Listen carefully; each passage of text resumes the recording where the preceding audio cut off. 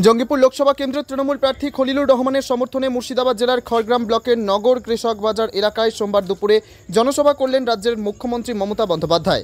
এদিন মুখ্যমন্ত্রীর সঙ্গে উপস্থিত ছিলেন পশ্চিমবঙ্গ সরকারের প্রতিমন্ত্রী আখরুজ্জামান, প্রাক্তন মন্ত্রী জাকির হোসেন, তৃণমূল প্রার্থী খলিলুর রহমান সহ জেলার একাধিক বিধায়ক ও ব্লক ও জেলা স্তরীয় নেতৃত্বরা। এদিনের সভা শুরু থেকেই রাজ্যের মুখ্যমন্ত্রী মমতা বন্দ্যোপাধ্যায়কে কেন্দ্রের তদন্তকারী এজেন্সিগুলোর বিরুদ্ধে সুর চড়াতে শোনা গেছে। পাশাপাশি সম্প্রতি হাইকোর্টের নির্দেশে শিক্ষকদের চাকরি বাতিলের ঘটনায় চাকরি হারা শিক্ষকদের পাশে দাঁড়াতেও দেখা গেছে রাজ্যের মুখ্যমন্ত্রী মমতা বন্দ্যোপাধ্যায়কে। তিনি শিক্ষকদের পাশে দাঁড়িয়ে চাকরি যাওয়ার ঘটনায় ক্ষোভ প্রকাশ করার পাশাপাশি নিজের ভুল স্বীকার করেছেন।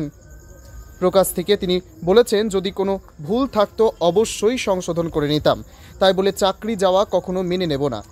এর পাশে দাঁড়িয়ে লোকসভা নির্বাচনের লক্ষ্যে তৃণমূল কংগ্রেসকে ভোট দেওয়ার জন্য আবেদন করেছেন মুখ্যমন্ত্রী মমতা বন্দ্যোপাধ্যায়। পাশাপাশি কেন্দ্রীয় এজেন্সি রাতের ঘুম কেড়ে নিচ্ছে, ঘুমের মধ্যে আতঙ্ক হচ্ছে। এজেন্সির চোখ মুখ দেখে এভাবেই কার্যত কেন্দ্রীয় তদন্তকারী এজেন্সি ও বিজেপি দলকে কটাক্ষ করতে শোনা গেছে মুখ্যমন্ত্রী মমতা বন্দ্যোপাধ্যায়কে।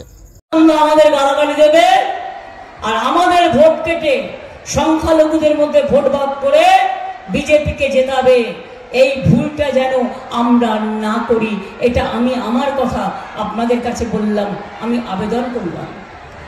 আমি এটুকু বলে, এত গরমে এখনো আপনারা বসে আছেন, আপনাদের সকলকে আমার অনেক প্রণাম, অভিনন্দন। ফায়ার ব্রিগেড থেকে শুরু করে, সিভিক থেকে শুরু করে, ICDS থেকে শুরু করে, আশা থেকে শুরু করে, গ্রিন পুলিশ থেকে শুরু করে, বিআরপি থেকে শুরু করে সবাই যারা সারাদিন অত্যন্ত পরিশ্রম করেন, আগুন লাগলেই ছুটে যান, দিন নেই রাত নেই অনেক পরিশ্রম করেন, তাদের সকলকে, তাদের পরিবারজন ভালো থাকুক, এটা আমি নিশ্চয়ই বলবো। আপনারা ভালো থাকবেন, আমি আবার আসবো, দেখা হবে, খেলা হবে। কি মা বোনেরা একটু জোরে বলুন, খেলা হবে,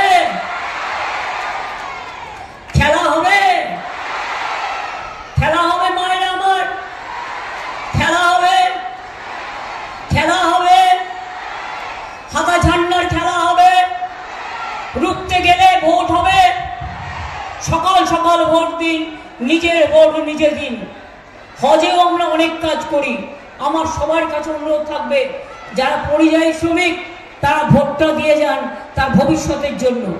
আর আমার অনুরোধ থাকবে, যারা হজ যাত্রীরা হজে যাবেন, অনেক শুভকামনা থাকবে, ভোটটা দিয়ে নিশ্চয়ই আপনারা হজে যাবেন। সেইভাবেই অ্যারেঞ্জমেন্ট করার চেষ্টা করা হচ্ছে জেলা ওয়াইজ, কারণ এরা ইচ্ছা করে করেছে যাতে মুসলিমরা ভোটটা দিতে না পারে। অনেক